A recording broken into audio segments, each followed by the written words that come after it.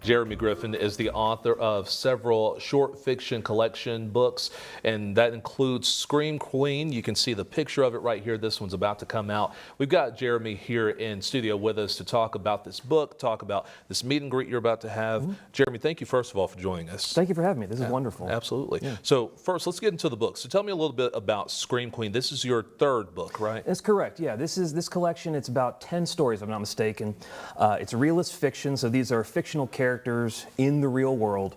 All the stories take place in the Southeast, simply because up until fairly recently, that's where I spent most of my life, and I'm very familiar with the region. I have sort of a complicated relationship with it.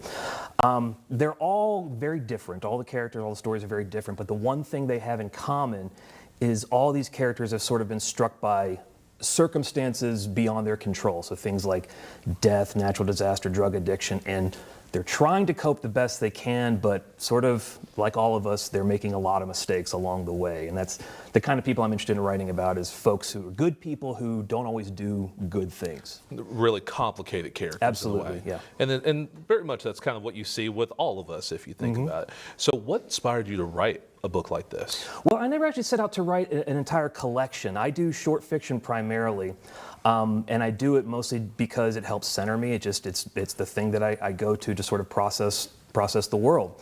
But as with the other collections, after a while I realized I had a pretty decent number of stories that, for whatever reason, all sort of worked together thematically. I think the oldest one was written in about 2017, and all the others came about later. And so in about 2022, I put the collection together and started shopping it around, and it eventually landed with Black Lawrence Press, and I couldn't be happier. They're a wonderful, wonderful press. For sure. So now you are 3 collections in. This latest one is about to come out, and then you're going to be doing a signing for it. You're going to be reading the book. Tell us a little bit about what's going to be going on over at Beaverdale, right? Yeah, this is going to be on November 9th at Beaverdale Books at 2:30 p.m. I'll be reading one of the stories from the collection. I'll probably read and then do a brief Q&A afterward, and then I think they should have copies for sale. I'll be glad to sign them, glad to talk to people about really anything related to the book, anything related to writing. I could talk about writing all day. So. Yeah. And when people read this book, what do you think that they're going to get out of this book, get out of this collection that you have right here? I would hope they derive some sense of hope from it. The stories tend to be kind of gritty.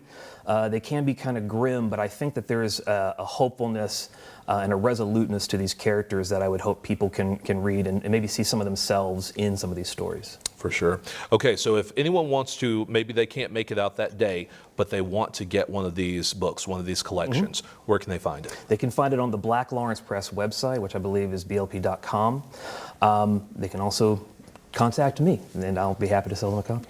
How can they get in touch with you? GriffinJeremy.com. There you go. All right. All right. Jeremy, appreciate your time, sir. Thank you. You bet.